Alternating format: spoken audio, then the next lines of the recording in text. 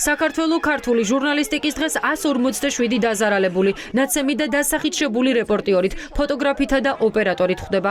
2024 წელი მედიისთვის ყველაზე მძიმე აღმოჩნდა. რეპრესიული მანქანა პირდაპირ ეთერში ჟურნალისტების მკვლელობის მცდელობაზე გადავიდა.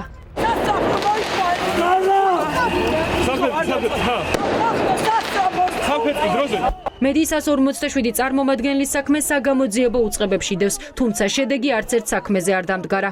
არ დაუსჯიათ, ვინც გურამ როგავა სიკვდილისათვის გაწირა, არც ის, ვინც მაკა ჩიხლაძეს პირდაპირ ეთერში კლავდა, არც ის, ვინც გიორგი შეწირულის ცემა და არც ერთი სხვა, ვინც ჟურნალისტებს თავს ესხმოდა და სასტიკად უსწორდებოდა. ჩვენ ვართ ბრძოლაში, მოდი პირდაპირ ვთქვათ, ვიბრძვით საკუთარი პროფესიის გადასარჩენად და საკუთარი სიცოცხლის გადასარჩენად. მე მინდა კითხვა დავსვა, სად არის ჩემი საქმის გამოძიება, ანუ რასაკეთებს კოკა კაციტაძის უწყება და რასაკეთებს სუსი, რომელმაც მოგვიანებით გითხრა, რომ საკუთარ თავზე აიღებდა ამ ყველაფერს და გამოიძიებდა.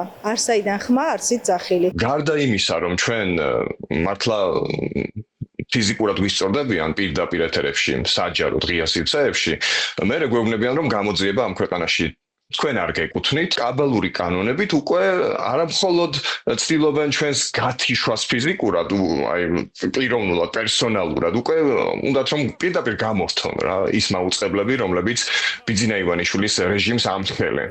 მედიის მარწუხებში მოქცევის მცდელობა და რეპორტიორებზე ფიზიკური თავდასხმა ჟურნალისტებისთვის იმის ღია დემონსტრირებაა, რომ ოლიგარქიული რეჟიმი თავისუფალი სიტყვის ჩახშობას ყველაფრის ფასად ცდილობს. 200 წელზე მეტი ხნის წინ გამოვიდა პირველი ქართული გაზეთი და ახლა უნდა ვზეიმოვდეთ ჟურნალისტები, და ვზეიმოვდეთ იმას, რომ უფრო და უფრო მრავალფეროვანი ხდება მედია გარემო, უფრო და უფრო მეტი ჟურნალისტი ჩნდება ჩვენ სივრცეში. თუმცა ამის ნაცვლად ჩვენ ახლა უყურებთ სიტუაციას, როცა ქართული ჟურნალისტიკის მოკვლას ცდილობენ, აი 200 წლოვანი ისტორიის შემდგომ. ქართული ჟურნალისტიკის დღეს საქართველოს სინდისის პატიმარი ჟურნალისტით ხვდება. მოძალადეები გარეთ არიან, მზია ამაღლობელი კი ციხეში.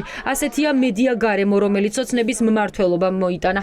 დღეს ქართული ჟურნალისტიკისთვის შავი დღე, საკუთრებით რთული და სტრესულია ჩვენი გამოცემებისთვის მუშაობა, რადგან იცით, რომ ზიამაღლობელი უკანონო პატიმარია, ზიამაღლობელი სინდისის პატიმარია და ზიამაღლობელი არის სამწუხაროდ პირველი ჟურნალისტი, ზოგადად ქალი ჟურნალისტი თუგნებავთ, რომელიც ამ ქვეყანაში არის პატიმრობაში. ფიზიკური ანგარიშწორებით ყველაფერი არც დაწყებულა და არც დასრულებულა. ხელისუფლება ახლა ცდილობს ჟურნალისტები დააშინოს, რომ პროტესტი აღარ გააშუქონ. მარიამ ნიკურაძე, რომელიც OUC მედიას რეპორტიორია, აქციებზე პროფესიული მოვალეობის შესრულების დროს ჯამში 10,000 ლარით დააჯარიმეს. 10,000 ლარით ვარ დაჯარიმებული გზის ხელოვნურად გადაკეტვის გამო რუსთაველზე. ეხლა რამდენიმე საათის წინ გავასაჩივრე და არ ვიცი რა იქნება. OUC არის ინგლისურენოვანი გამოცემა და სტაფის ნაწილი არ არის საქართველოს მოქალაქე და უკვე იმაზე ვშიშობთ, რომ ძალიან მალე შეიძლება ჩვენი არაქართველი ჟურნალისტები და რედაქტორები შეიძლება ქვეყანაში არ შემოუშვან.